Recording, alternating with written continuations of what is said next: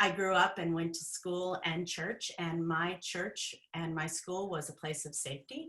I had a lot of chaos in my home, and so it provided me a place of safety and chaos and order. So I knew exactly what I was going to go. When I went to church and school, I knew exactly what I was going to get, and it was a very good foundation for me.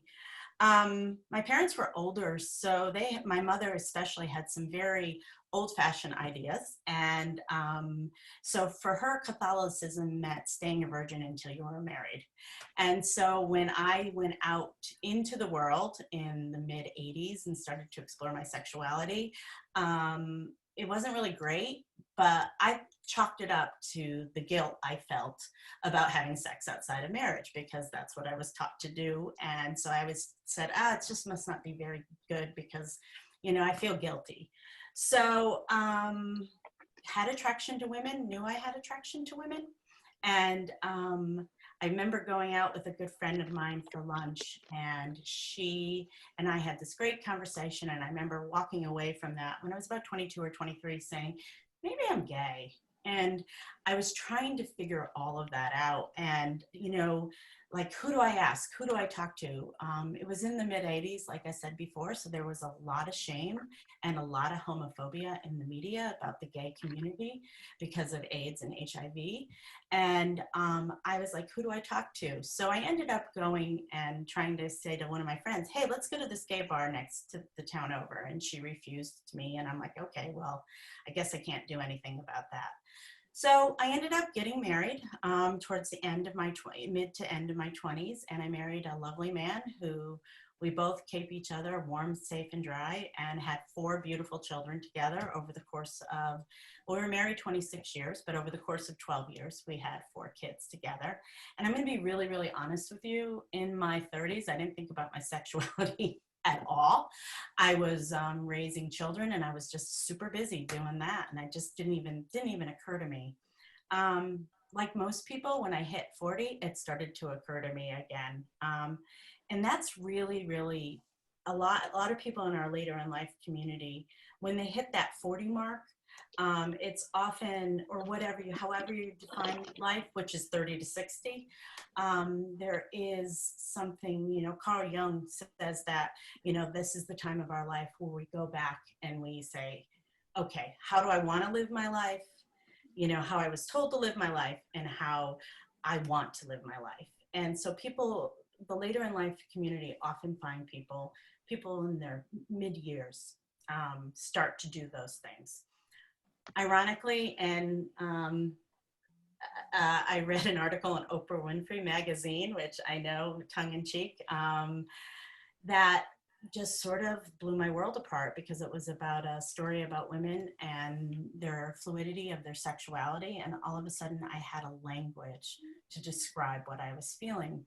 And I realized that although I was on the straight path, I didn't have to stay on that straight path forever. And so I told my then 16-year-old daughter that, if something ever happens to Dad and I may end up with a woman. And being the good little liberal that I raised her, she said, okay, Mom. And it was no big deal. So at the same time, I received a call to ministry.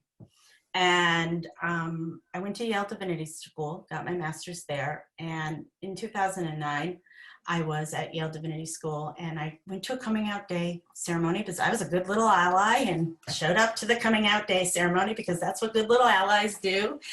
And in the middle of that ceremony, I started to cry hysterically because I realized that I was gay. I realized that I was married, I had 4 kids, I had a career, I had all kinds of things, and I didn't know how I was going to dismantle my life. And so spent the next year in a CPE residency, which is clinical pastoral education, which ministers have to go through. I found that God put, my first CPE supervisor was gay, my second CPE supervisor was gay, the other woman in my cohort was a lesbian. So like God kept putting all these people around me that were gay, and spent the whole year really thinking about my sexuality, told my now ex-husband that I was gay. At the end of that year, I met a woman who was a minister. She had come out, lost absolutely everything, and told me basically this horror story and of losing her family, her friends, her church, and all that. And it really scared me. And I went running back into the closet. In 2014, my ex and I, with our lesbian therapist, in marriage counseling, I told her that I thought I was gay.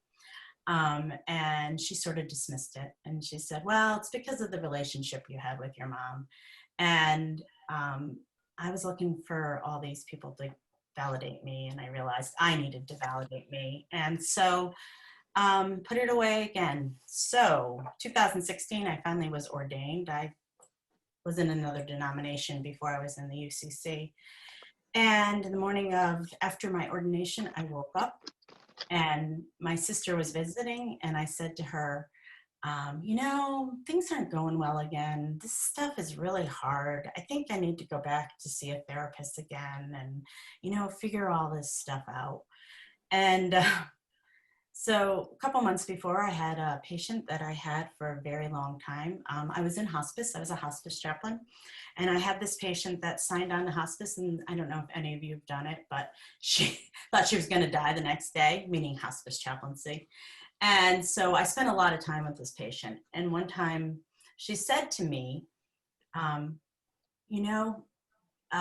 feel like I've been waiting for something my entire life. Now, I don't think she was gay, but it just was one of those times, when somebody says something to you that sort of strikes you at your core.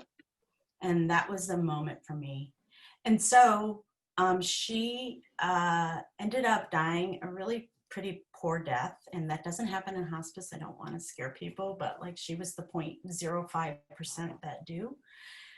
And I was with her when she died, and it was just a hard death. So in therapy, I was talking to my therapist about it because I had PTSD from this.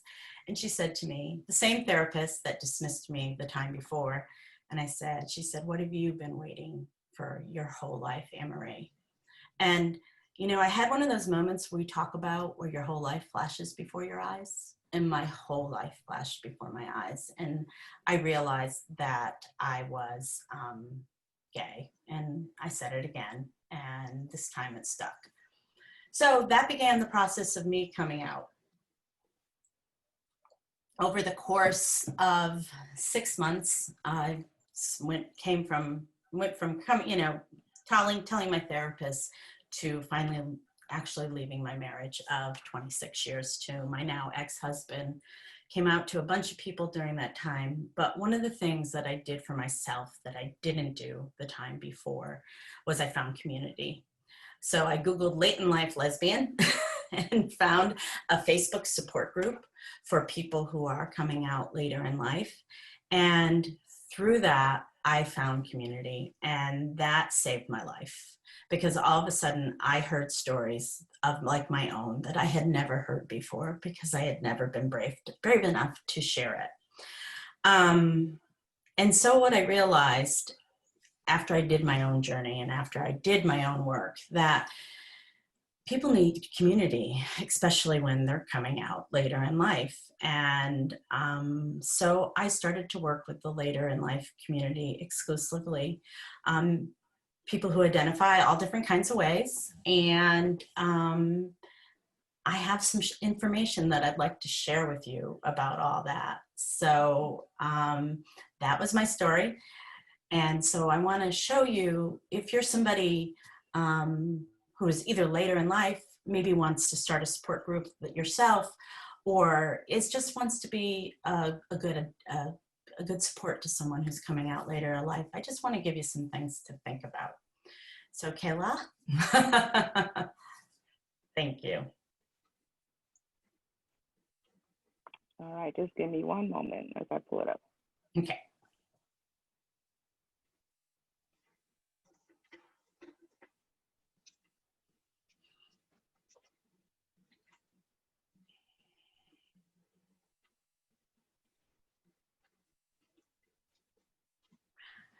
So I wanted to share some pictures with you. So these are my people.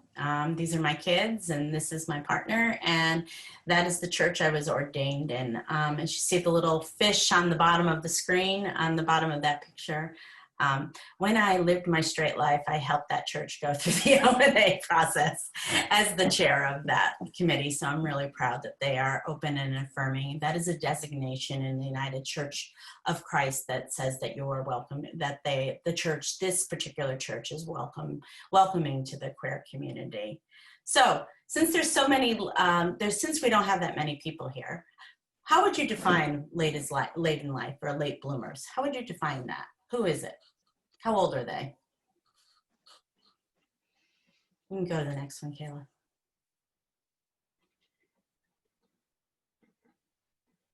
What do you think?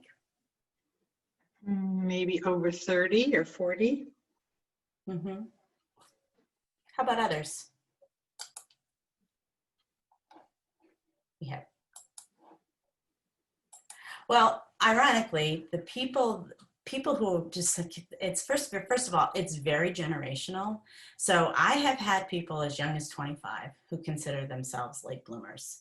And because typically in the generation now that is growing up, that is now between 20 and 35, a lot of their friends came out in their teenage years. So a lot of times people who consider themselves later in life are people that are 25, 35, 45, 55, 65.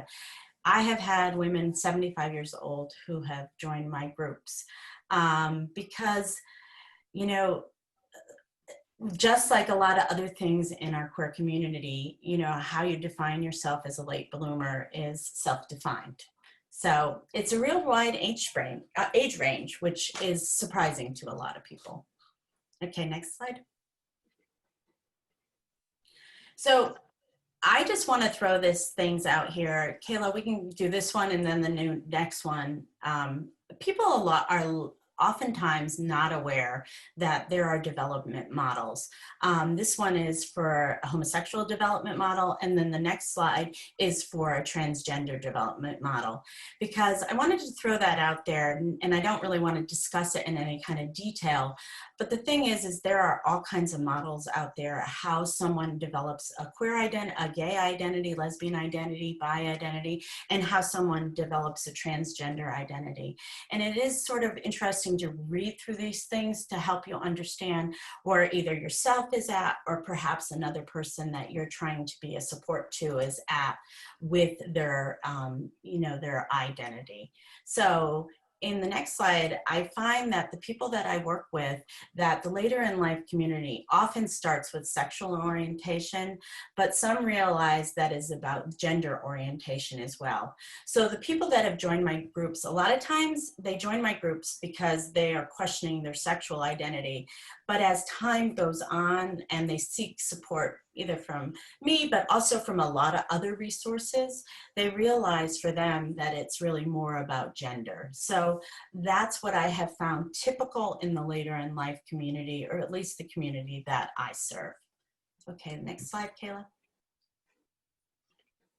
So one thing that I have found almost universally is that people have some sort of catalyst or a catalytic event that happens for them. Like I spoke earlier about it being midlife, that can be a catalytic event. But what ends up happening is for people with sexual orientation that sometimes they end up meeting somebody that they just fall in love with, or either from afar, or they actually end up having a relationship with. And that is somebody we refer to as a catalyst. A catalyst is somebody who really helps you to identify that maybe you're not straight. But there's also some other things that happen as well. So some people never have a catalyst. I didn't have a catalyst. I consider my ordination my catalyst. As an event that happened to me. But sometimes, people have someone major in somebody die in their life that is major to them. They may lose a parent, they may lose a spouse, they may lose a child, and all of a sudden that starts reevaluation. They may they may be getting divorced. That happens to a lot of people.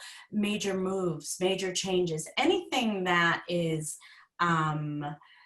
anything that makes you reevaluate your life is, a catalyst. And so what I have found typically in the later in life community, they have had a catalytic event. Okay, next.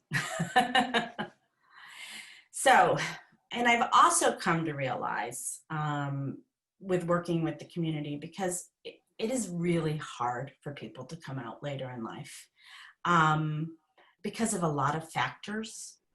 But I also realized that there's something called cognitive dissonance. And I love this quote because it says, sometimes people hold a core belief that is very strong. When they are presented with evidence that works against that belief, the new evidence cannot be accepted. It would create a feeling that is extremely uncomfortable called cognitive dissonance. And because it is so important to protect that core belief, they will rationalize, ignore, and even deny anything that doesn't fit in with the core belief. So that makes a lot of sense about our later in life community, because a lot of times people talk about, like when I shared my story with you, there's all little markers along the way that I am not straight. And yet I had such a core belief that I was going to be married with children and, be a good Catholic girl, that I couldn't accept the fact that I may not be straight. So that ends up being cognitive dissonance for me and for a lot of other people as well. And so they really, really struggle with coming out later in life.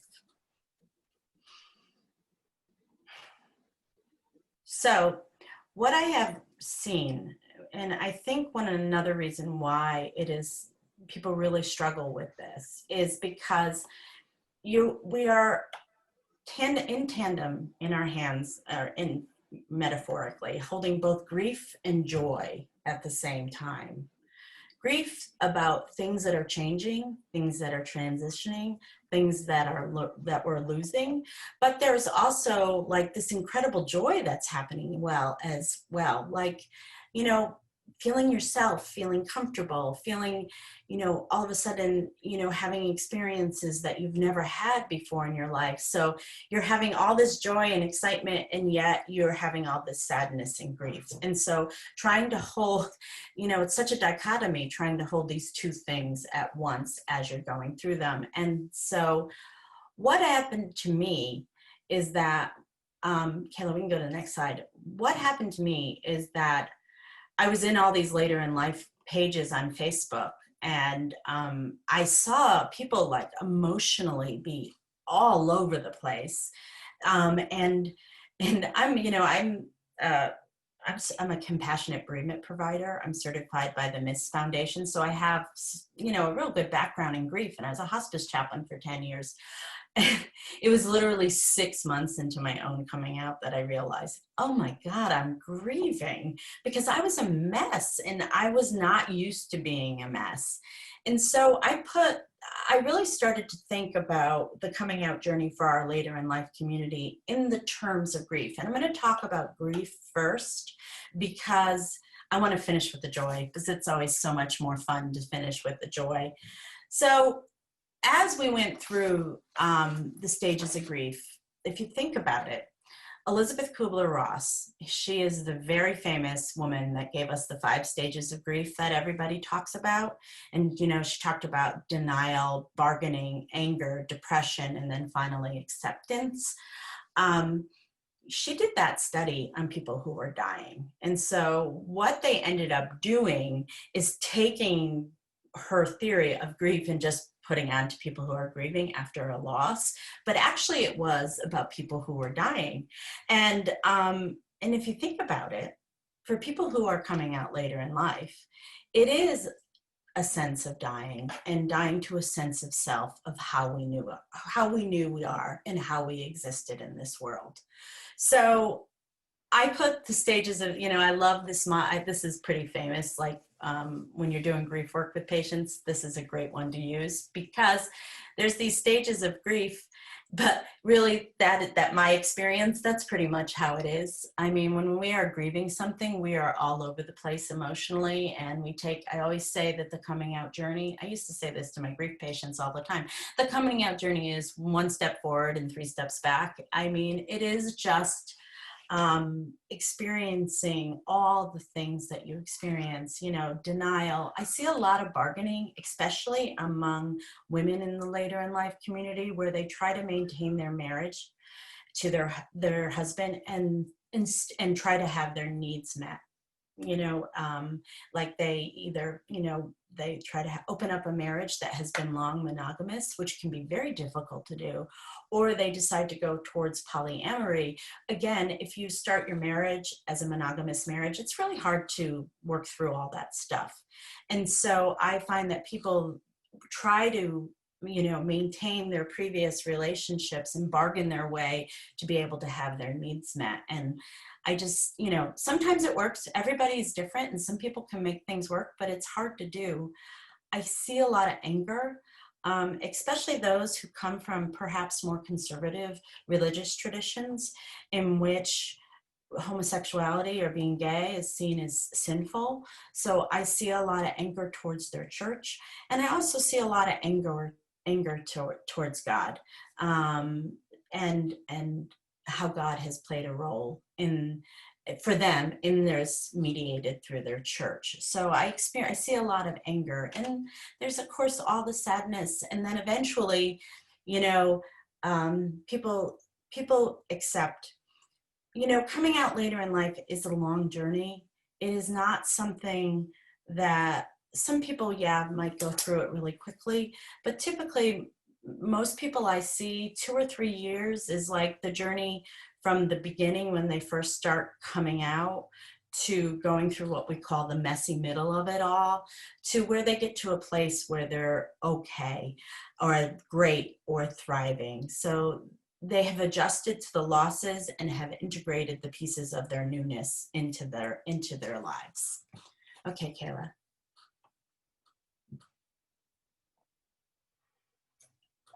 So what do they grieve? They grieve their previous identity. You grieve, sometimes you grieve your marriage, because if you decide to leave your marriage, or you and your spouse decide to end your marriage, you grieve their marriage. You grieve your divorce. There's a fallacy out there that even if you're the person that wants a divorce, that you're not grieving. But guess what? Even people who want a divorce grieve their divorces. And that's something we don't talk about a lot, but when you get divorced, it is a very grief-filled time for people. We grieve our relationship with our children. Sometimes our children are pretty pissed at us. They're pissed that we're gay.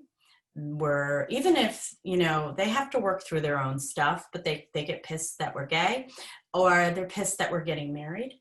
I always sort of smile, because in our later in life community, the people that have the 5 to 10-year-olds are so worried about telling their kids. And I'm always like, they'll be fine, because this will just be how mom or dad is going to be for you for the rest of your life. But it's really the people that have older children that really, their kids really struggle. And I would say 14 to 30. I mean, teenagers struggle, the role mom or dad is going to play. It just changes everything for them. And I'm going to say that if somebody has any interest in this, there is not any support for kids whose mom or dad come out as gay, LGBTQIA+. My kids literally tried to find support and they couldn't. My daughter, who lived in Brooklyn at the time, found a group called Queer Spawn. I don't know if she ever went to it, but it's very difficult for young adults or older teenagers to find support beyond a personal therapist or counselor. There's often change in work life. Sometimes people get fired. Sometimes, like for me, I was the public face of the hospice that I worked for.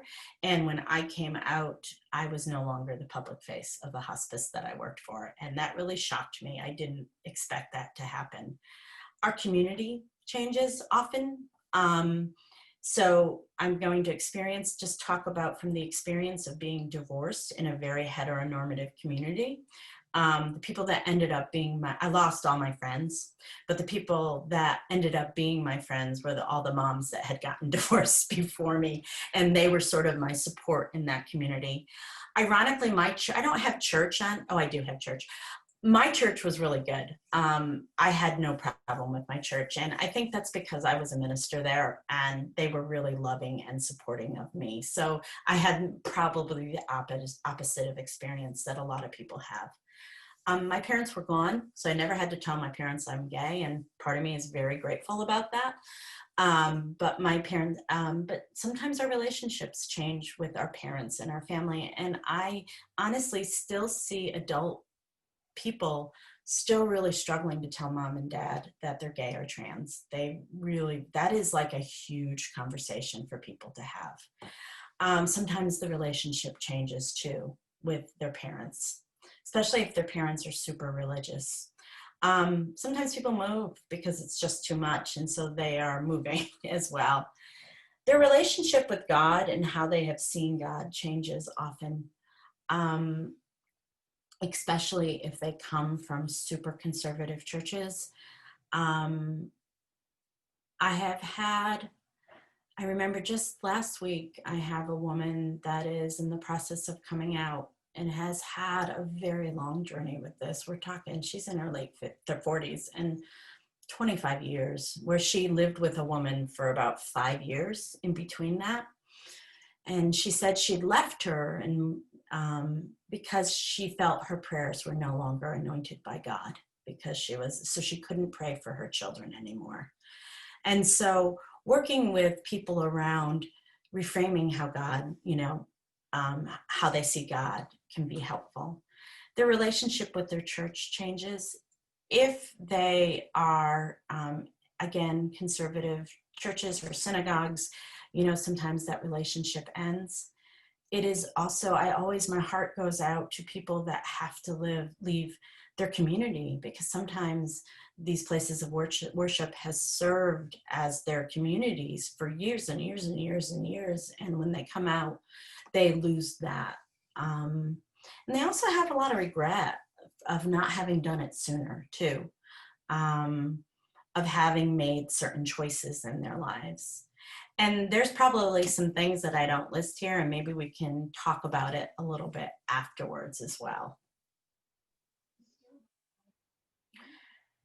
So I put this one in again.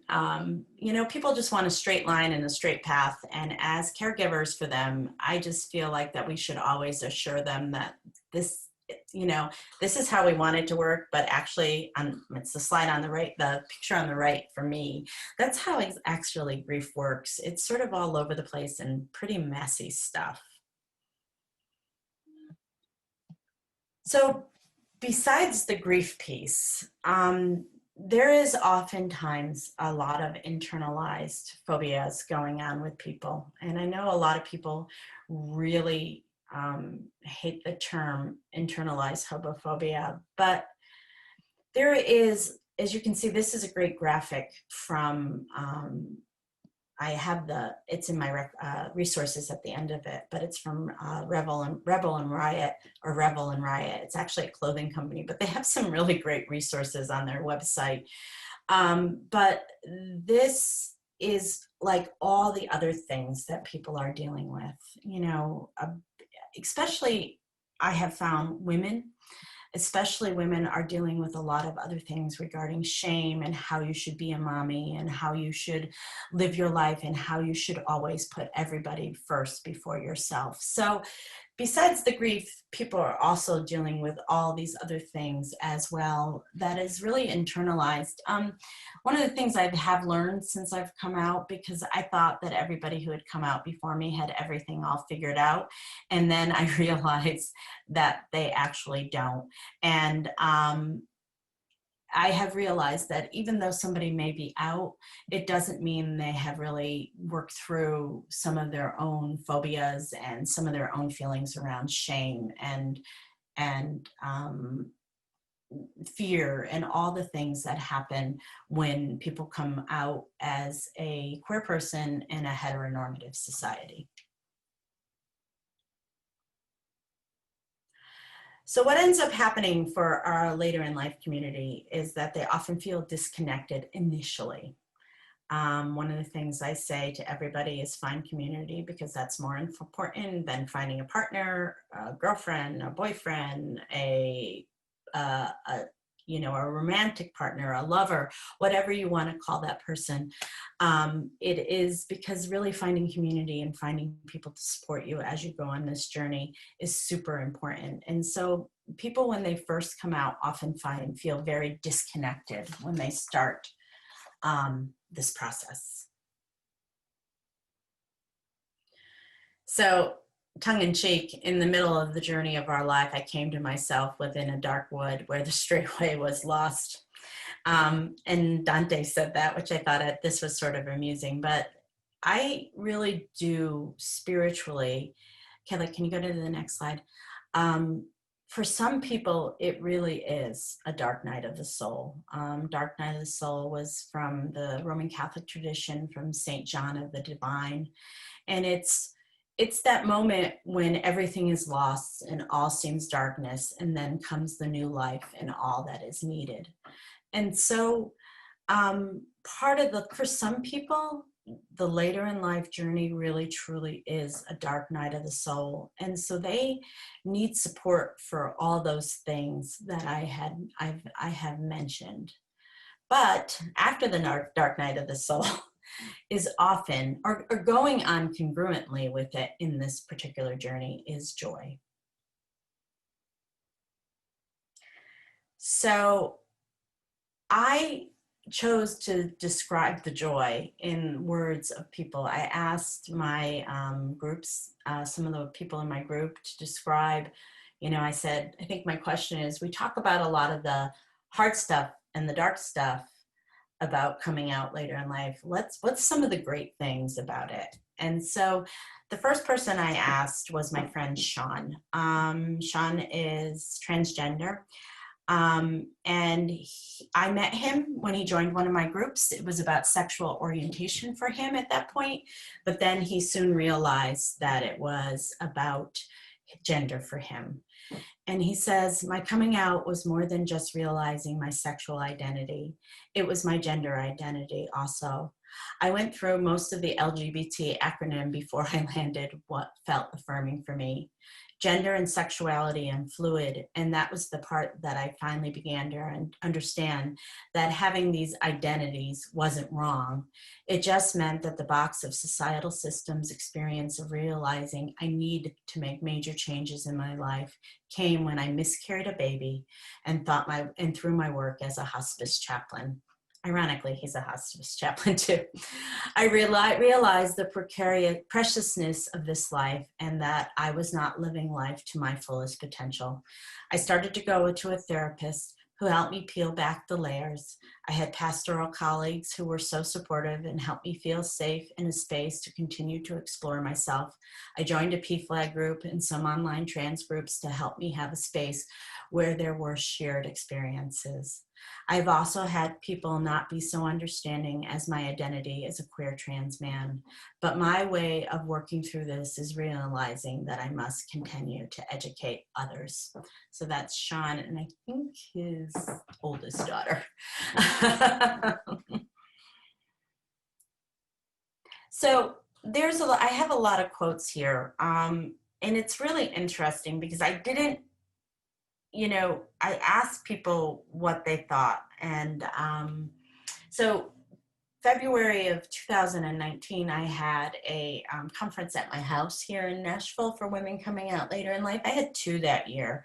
I had one for there was 12 people at this conference, and the other one I had 25. But it was there were a couple other women that were facilitating with me.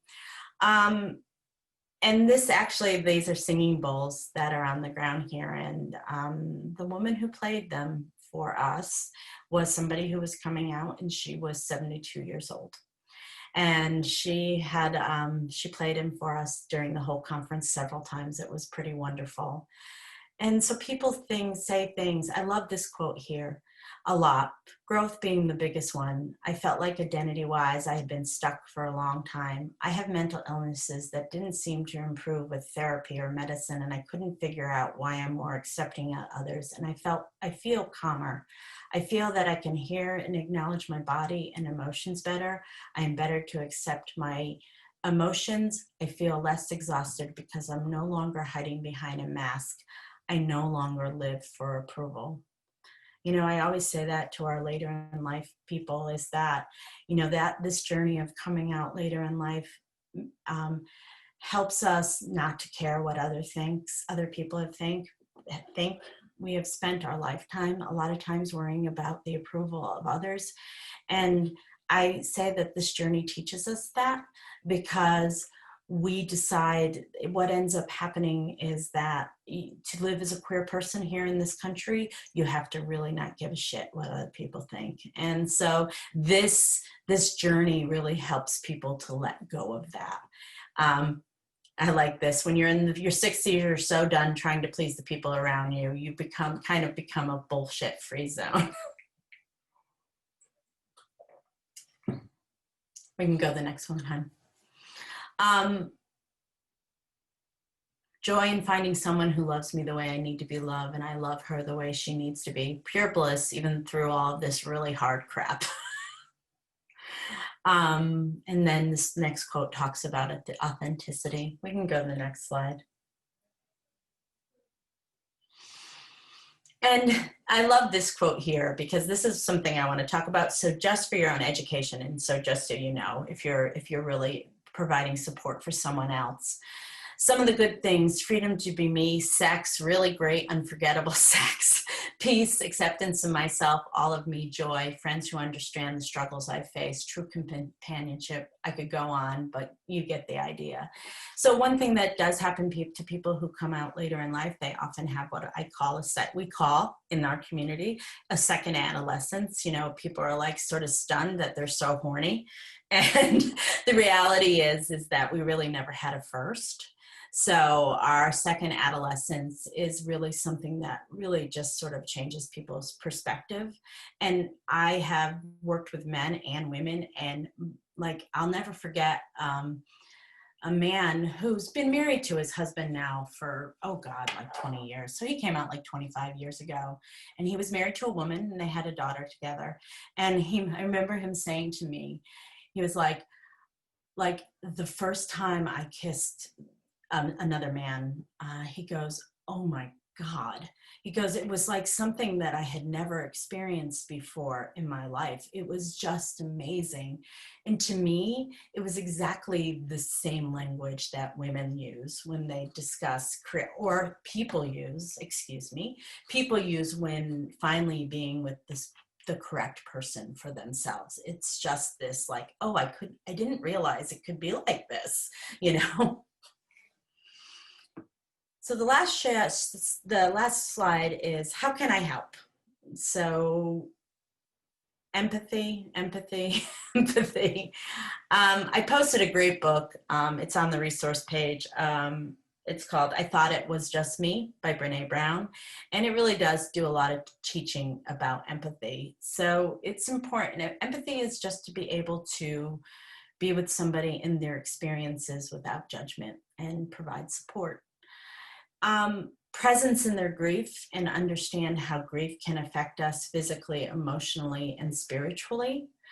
In the early days of Keep Coming Out, people often have some pretty real physical symptoms, including weight loss, unable to eat, being incredibly sleepy, being very, very, very emotionally, like crying and all kinds of things like that, pain in their body, joint pain.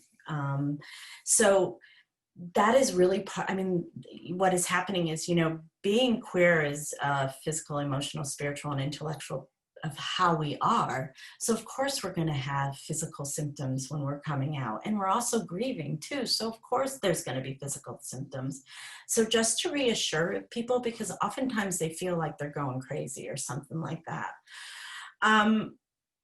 If someone comes out to you and they're older and they're married and have children, don't ask about their kids or their spouse when they're coming out to you. That's one of the things people do is, the thing is that when people come out, it is about them and their life, and it's not about their relationship to another person. So I feel like, at first, like when I first came out, I was really sort of touched that people were asking me about the people in my life. But as I went along, I was like, I had the aha moment that I realized that that it wasn't, it really wasn't about them. It was really about me and what I was going through. Affirm their anger at God and their religion. I was pretty pissed at God, I'll tell you that much, for a couple years afterwards. And having since talked to a lot of queer people about faith, I find that a lot of people, when after they come out, they sort of lose their faith and become agnostic or atheist for a while. Some return, some never return, because I think a lot of times what happens is people have to work through their conception of God and their conception of religion. So, the Psalms are there for a reason. People are pretty pissed at God there. So, it happened through all of human history. So it's okay to be pissed off at God. I was really pissed off at God that this happened after I was ordained. And honestly, it's still painful to look at the pictures of my ordination, because there's pictures with me and my ex-husband and my kids, and standing in front of the church with me with my robes on. And every time I look at those pictures, I still get a tear, because that's when, to me, that was the end of how I existed, or the beginning, I guess, how you look at it. The end of how I used to exist, or the sunrise of how I was going to exist. Share your own experiences of God, especially if they're inclusive, and provide resources for them to do this on their own. So I have not gendered God in probably 12 years. I gender Jesus because he was a boy, but I don't typically gender God. And so one of the things I always share my experience of God with people. And I say to them, well, I don't gender God, because when we gender God, we inherently see, I still slip into the hymn. We inherently limit God. And, a lot of times people who have come from other churches, they haven't ever heard, or synagogues, they've never heard God described in that way, because I see God as genderless. And so when I share my experiences, people appreciate it. If you are already a member of the queer community and you've known this person, quote unquote, as straight forever, please don't question their sexuality or gender identity. People want to be affirmed by their people. And even in your head, you're saying, I don't know if this is true, I really encourage you to really just affirm them, because, a lot of times when people are very new at coming out, they're really looking for affirmation from the LGBTQIA plus community. And so if they venture out into the community and they tell someone who's gay or someone who's trans that they are, sometimes they don't get a warm reception, and that can be problematic, and that can send people back into the closet as well. The second adolescence is a real thing. Help them find a new community. Teach them how to look for LGBTQI plus affirming denominations or traditions and individual churches or synagogues or mosques. There is real, I can read a website and can tell you if someone's going to be welcome there or not. I just know how to do that. If you need any help with doing that, please reach out to me. I can always, give you some thoughts about that. Understand that there will be good days and bad days, and that reassure them that's really normal and really typical for people who are coming out. I think that's really typical if you're a teenager and coming out. There are good days and there are bad days. And this sometimes is a many-year process for some late bloomers. If you're able to, help them find queer community, because it's really, really important more than anything else for people to find their people. Before COVID, I always used to suggest meetups. Sort of hard now. I have a lot of people that are in recovery that I see, and I often suggest to them to look for a queer affirming AA group. And if they're further enough along, I always suggest they start one themselves if they don't have, they can't find one. And what's really good too is that affirm their queer identity and use we language if you are a member of the LGBTQIA+ community. I recently had a client of mine who's decided to see a new therapist, and this new therapist is young, and she's actually in her late 50s, and they are non-binary.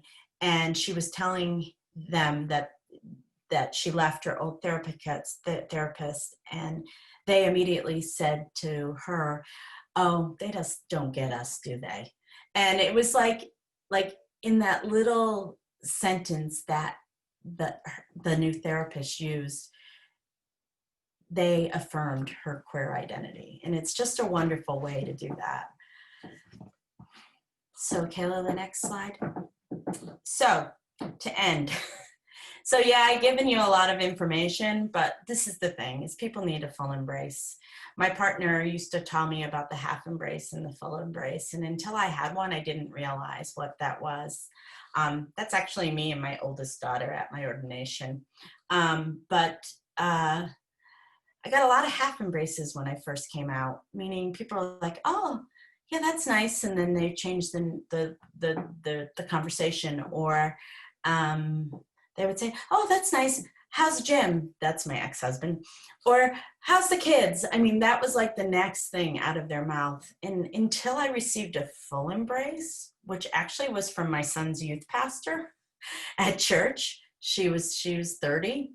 And I told her what was going on, because at that point, my ex-husband and I were getting divorced, and I wanted her to know what was going on. And so I told her, and she said to me, "Oh my God, that's so amazing. I'm so excited for you. I'm so proud of you."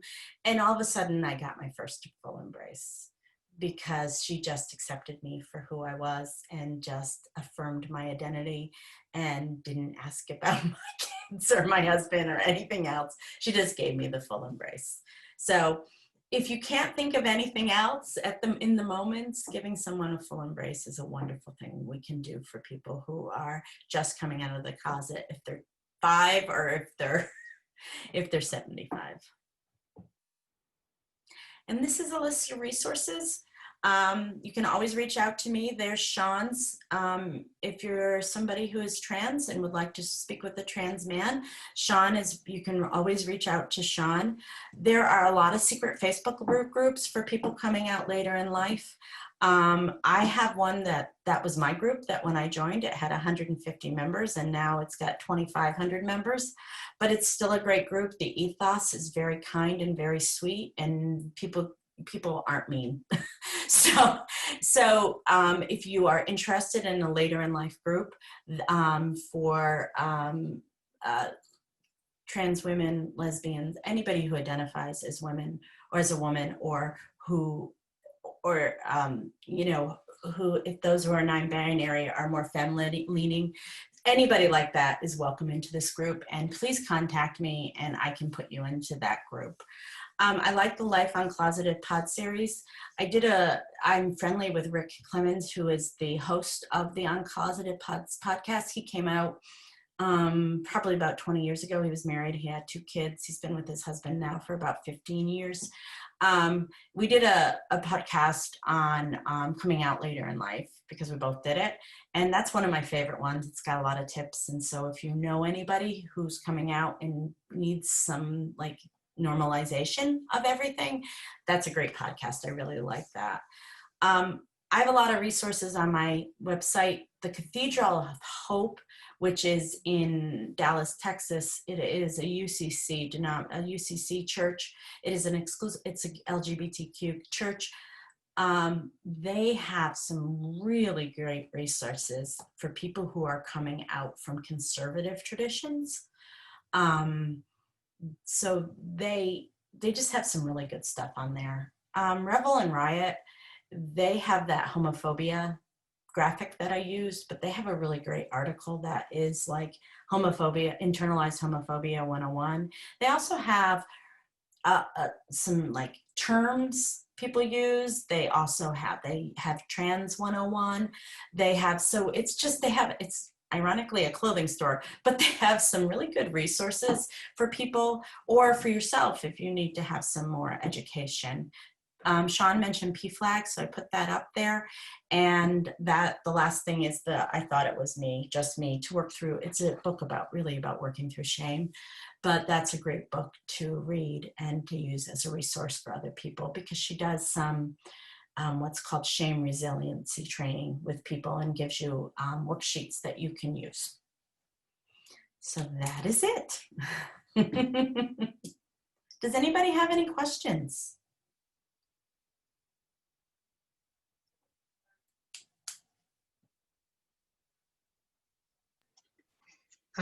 In one of the slides there was about development of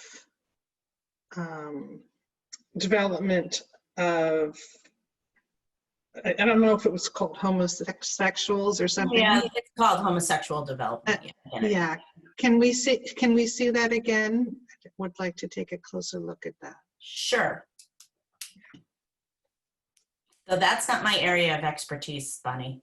It isn't. Okay. Okay. Yeah. Yeah.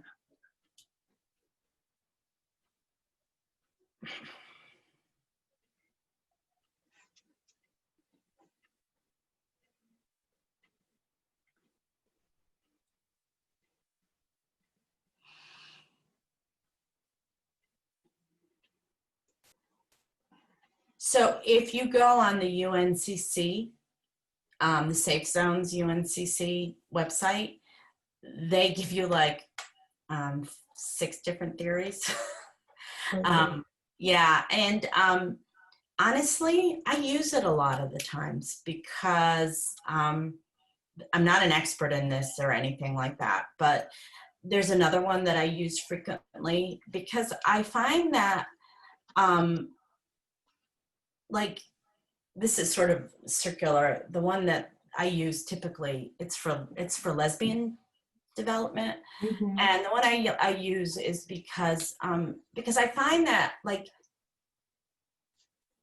I find that like I got stuck between 1 and 2, in my own journey. Like I knew I was gay, but I didn't realize that I had to acknowledge it to be happy in my life.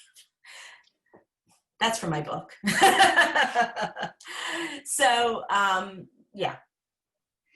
Yes. Yeah. I know. Okay. Personal coming out developing intimacy status.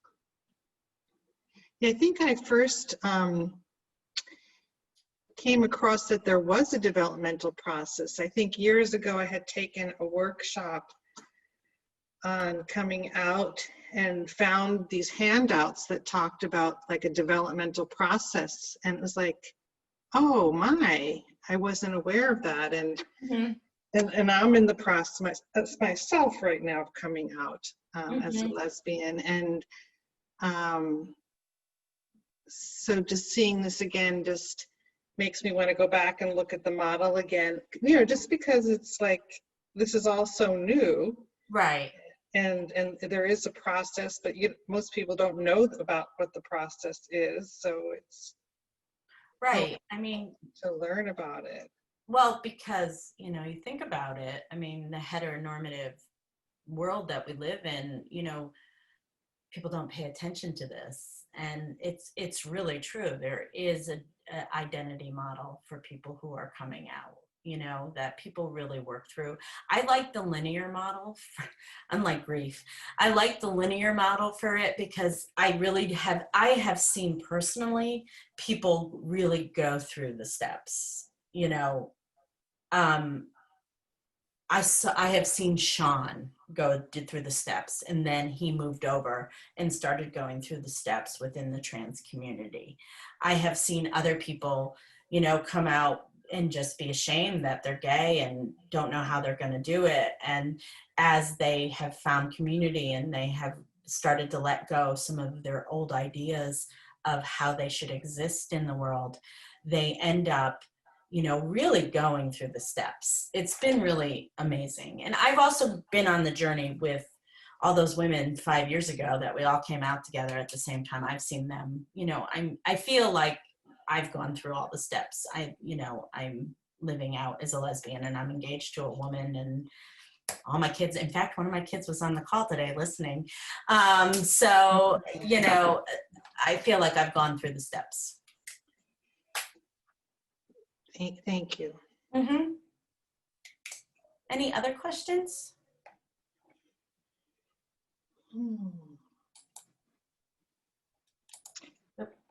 Let's see.